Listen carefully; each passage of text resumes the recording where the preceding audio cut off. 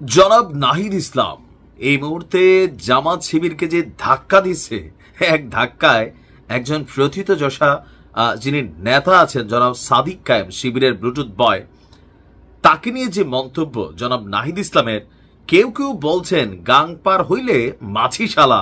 এনসিপির নেতাদের চরিত্র এরকম, আবার এনসিপির নেতাদের দাবি আমরা যা বলছি পুরাটাই সত্য, আন্দোলন শুধু আমরাই করছি, এখানে ক্রেডিট অন্য কাউকে দেওয়ার সুযোগ নাই। কারণ দিন শেষে শিবিরের নেতা সাদিক কায়েমকে নিয়ে জনাব নাহিদ ইসলামের যে মন্তব্য, সংক্ষেপে সাদিক কায়েম কোনো সমন্বয়কে ছিল না, 5ই আগস্টের পর থেকে এই পরিচয় ব্যবহার করছে, অর্থাৎ এটা তাদের মানে সে এই সমন্বয় শব্দটার মধ্যে ঢুইকা এনসিপির উপর ভর করা ট্রাই করতেছে। আসলে কি তাই কিনা, গুপ্ত সংগঠন হিসেবে শিবিরকে নিয়ে নানান মন্তব্য বিভিন্ন সময় আছে। তো আমি আমার জায়গাটা একটু ক্লিয়ার করি। বেশ কয়েক বছর আগে, 2-3 বছর আগে আমার একটা ভিডিও প্রায় 1 থেকে 1.5 কোটি মানুষ দেখছিলেন, শিবিরকে নিয়ে করা আমার একটা মন্তব্য। এমনকি এই ভিডিওটার পর আমার বাড়িতে পুলিশ ইনভেস্টিগেশন গেছিল আমি শিবিরের কোনো লোক কিনা। কারণ যেটা ভালো সেটাকে ভালো বলতে হয়, যেটা খারাপ সেটাকে খারাপই বলতে হয়। আমি তৎকালীন প্রেক্ষাপটে বলছিলাম যে ছাত্র শিবির, ছাত্রলীগ এবং ছাত্র দল, এই তিন দল মানে 3টা সংগঠনের মধ্যে যদি অরিজিনাল 100% শতভাগ নিজেদের দলীয় কর্মী দিয়ে কোনো সংগঠন চলে, এটা হচ্ছে শিবির। ছাত্রলীগ এবং ছাত্র দলের তুলনায় আমল আখলাকে এভারেজ হিসাব করলে, এই দুই দলে সব খারাপ তা না, বাট এভারেজ হিসাব করলে ছাত্র শিবির অন্তত এই জায়গাতে অনেক দূর আগানো, এটা অস্বীকার করার সুযোগ নাই। এটা নিয়ে অনেক ঝড় আমাকে পোহাইতে হয়েছিল, তবে সত্যটা আমার কাছে যেটা মনে হয়েছে সেটা বলছিলাম।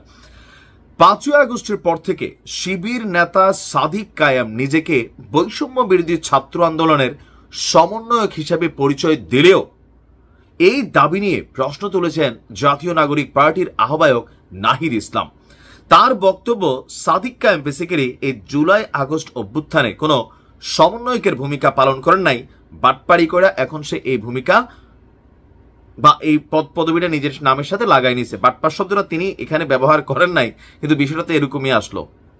5ই আগস্টের পর থেকে আপনার এই সাদিক কায়েম নিজেকে সমন্বয়ক পরিচয় দিচ্ছে, তার মানে বাটপাড়ি করতেছে। সামাজিক যোগাযোগ মাধ্যমে স্টেটাসে বিভিন্ন বিষয়ে অবতারণা করে তিনি বলছেন যে 5ই আগস্ট রাতের প্রেস ব্রিফিংয়ে আমরা বলেছিলাম যে অন্তর্বর্তীকালীন জাতীয় সরকার করতে চাই।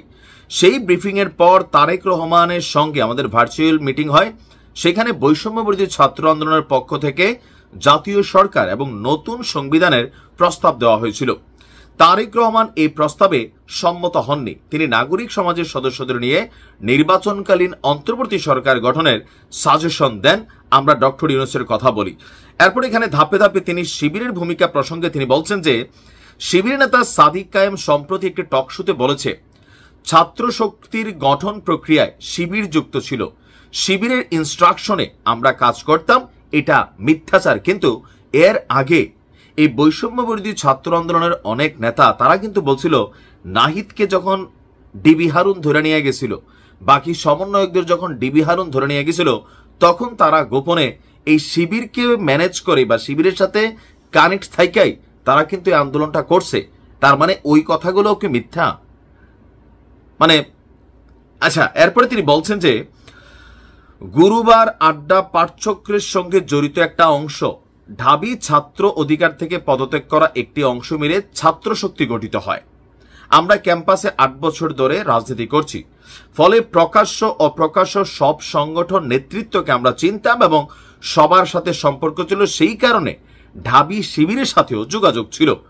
যোগাযোগ, সম্পর্ক বা কখনো সহযোগিতা করা মানে এই না যে তারা আমাদের রাজনৈতিক প্রক্রিয়ায় যুক্ত ছিল। সাদিক কায়েম কোনো সমন্বয়ক ছিল না এই আন্দোলনের, কিন্তু 5ই আগস্টের পর সেই পরিচয় ব্যবহার করছে। অভ্যুত্থানের শিবিরের গুরুত্বপূর্ণ ভূমিকার কারণে সাদিক কায়েমকে প্রেস ব্রিফিং এ বসার ব্যবস্থা করা হয়, কিন্তু সাদিক কায়েমরা অভ্যুত্থান পরবর্তী সময়ে ঢালাও প্রচারণা করছে এই অভ্যুত্থানে ঢাবি শিবির নেতৃত্ব দিছে। আমরা শুধু পোস্টার ছিলাম, অভ্যুত্থানে শিবিরের ভূমিকা কেউ অস্বীকার করে নাই, কিন্তু এই অভ্যুত্থান শিবিরের একক নয়, শিবিরের ইনস্ট্রাকশন বা ডিরেকশনেও হয় নাই। বাবা, তোমরা কি বুঝাতে চাইতেছো? তোমরা বিএনপিরও কোনো ক্রেডিট দিবা না, দিন শেষে এখন শিবিরেরও দিবা না, কিন্তু বাংলাদেশের মানুষ এটা জানে এনসিপির 4 জন পোলা মিলা এই আন্দোলন করে নাই। এই আন্দোলনের পিছনে প্রধান ভূমিকা বাংলাদেশ ছাত্র শিবির রাখছে, জামাত ইসলাম রাখছে, বিএনপি রাখছে। তুমি যাদেরকে রাস্তায় নামতে দেখছো তারা তোমার ফ্যামিলির আব্বা আম্মা চাচা খালু কেউ না, তারা এই সংগঠনগুলোর সাথে জড়িত, অথবা আওয়ামী লীগ সরকারের হাতে নিপীড়িত বা বিভিন্ন কারণে শোষিত বঞ্চিত আমজনতা যারা রাস্তায় নামছে। এই আন্দোলনের নেতৃত্বের জায়গাটা নিয়ে বারবার প্রশ্ন উঠছে, ক্রেডিটটা নিয়ে খেলাফেলা চলছে কেন?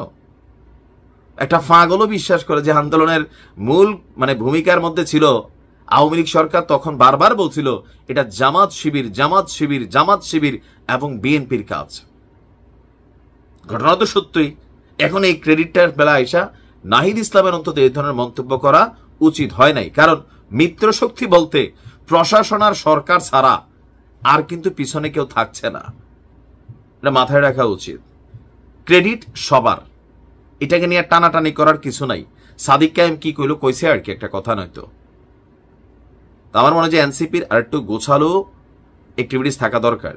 2-1টা পোলা বাদ দিলে, হাসনাত আব্দুল্লাহ বাদ দিলে, আর ওই যে তাসনিম যারা বাদ দিলে, বাকি যারা আছে সবগুলোরে লটর ফটর মনে হচ্ছে এখন। সত্যি সত্যি। ভালো থাকুন।